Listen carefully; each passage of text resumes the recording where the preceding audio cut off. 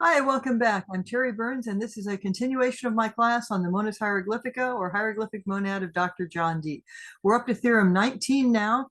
Theorem 19, like Theorem 14, is sort of a place where you can take a breath. You've been through some very difficult material in the previous theorems, and so this is kind of a breath and a reprise, a very short theorem before we move on to Theorem 20, which is quite long and rather advanced. So let's enjoy this break of hopefully information we already know and take a look at Theorem 19.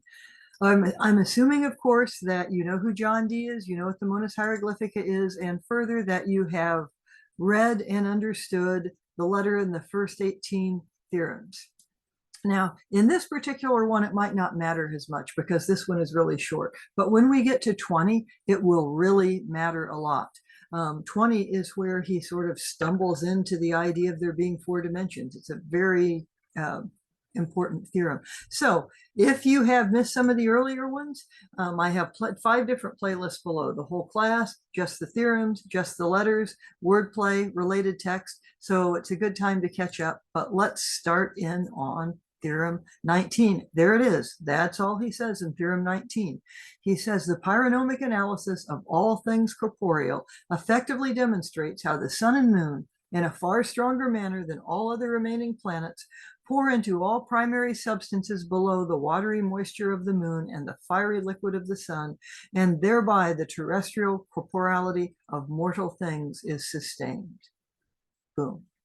That's it.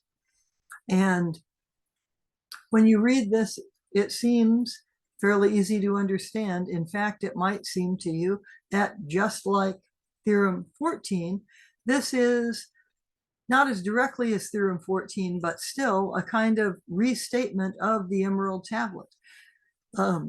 Before I gave you a translation, no, one was by Sir Isaac Newton, one was from someone else, I forget who, but there is no original translation of the Emerald Tablet. You have another one below here, and I've actually given you just about half of it, but I'm going to read that also, just to remind you what the Emerald Tablet is, since this is a Hermetic text, and Hermetic takes, that word comes from Hermes, thrice great Hermes, Hermes Trismegistus, who, according to legend, is the author of the Emerald Tablet. Also associates with Mercury, Thoth, Stillbone, lots of stuff we've talked before. So here we go. True it is, without falsehood, certain and most true. That which is above is like to that which is below, and that which is below is like to that which is above, to accomplish the miracles of the one thing. And as all things were by contemplation of one, so all things arose from this one thing by a single act of adaptation. The father thereof is the sun, the mother the moon. The wind carried it in its womb, the earth is the nurse thereof. It is the father of all works of wonder throughout the whole world. The power thereof is perfect. If it be cast on to earth, it will separate the element of earth from that of fire, the subtle from the gross. With great sagacity it doth ascend gently from earth to heaven, and it doth descend to earth. And this continues. And you are hopefully reminded of what we've just talked about in Theorem 18, the idea that you are in the fallen world using these multiplicity of cosmogenic texts. You are filtering out the light that you can't tolerate, that is coming down the middle pillar after the first creation, and you are receiving that light, and it is burning out your dross, and you are, though your feet are still in Malkuth, you are, in terms of spiritual alchemy, having the dross burnt out, and you're circulating that energy he explicitly describes it as what we would call a torus, and indeed Euclid and Euclid's Elements described a torus. All of that is in earlier stuff, but this is just kind of a reprise of that whole thing. You're on earth, you're being enlightened by that which is above, that means as you become enlightened, you are taking in more of that energy, circulating that energy, having a greater responsibility to, be like the scarab and defend brutish and timid humans, as we just heard in our last theorem. I want to point out a couple of these word plays here, three of them in particular. The first, pyronomic, is a word that we have seen in the letter to Maximilian and in an earlier theorem.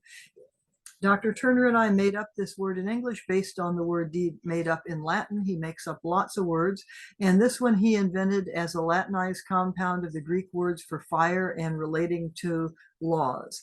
And also there's a play on the idea of a Greek nomen. So it's both nomikos and nomen and peer. A nomen is the ancient sundials which cast shadows to indicate the time of day. Since there's 24 theorems and 24 hours in a day, that's rather important. He also uses this word in the Propoitomata Aphoristica, which you recall came out just a few years before the Hieroglyphic Monad, and it's 120 aphorisms. So he's using this word in aphorism 2.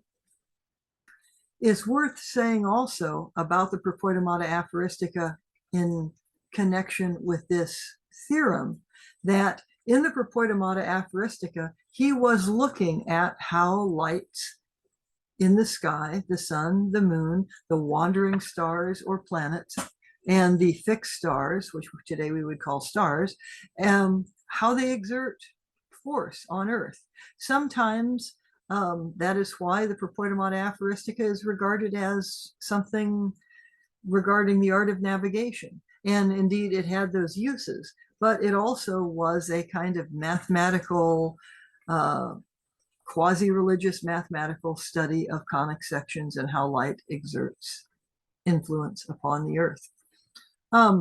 Also, going back to pyronomic, by 1597, Andreas Libavius, who is a physical alchemist, says in his Alchemia that the meaning of pyronomia is the science of using and regulating heat and fire in one's operation. And it's not only Libavius who has taken up this word coined by Dee.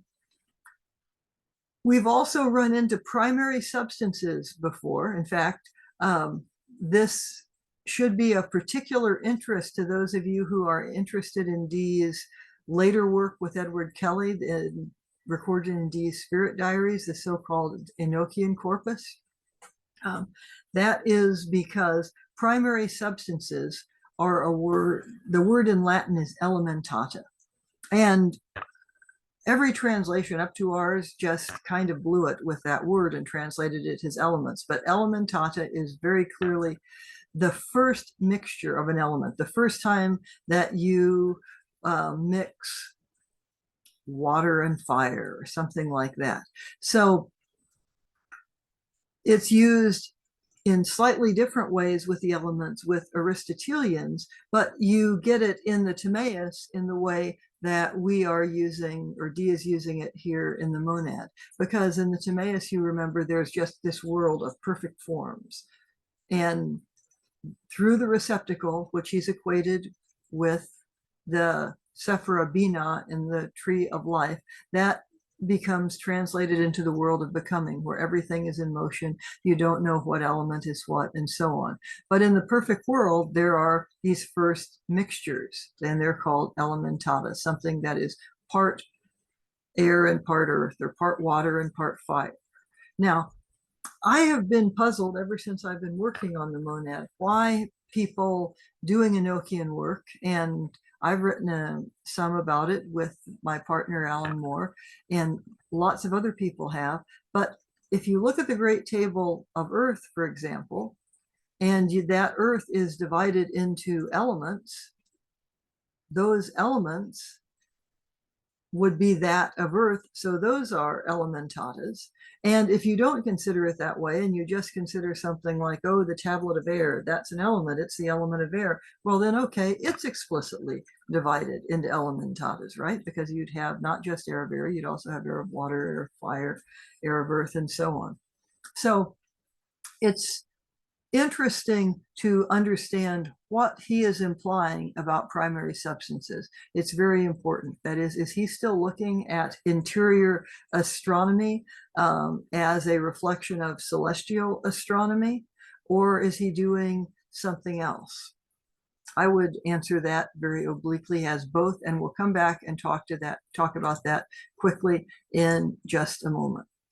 Because what he's doing that is different from physical alchemists is he is, yes, assuming here we are, we're all mortal, we're on Earth, but we are in Dee's model taking in these energies, these emanations.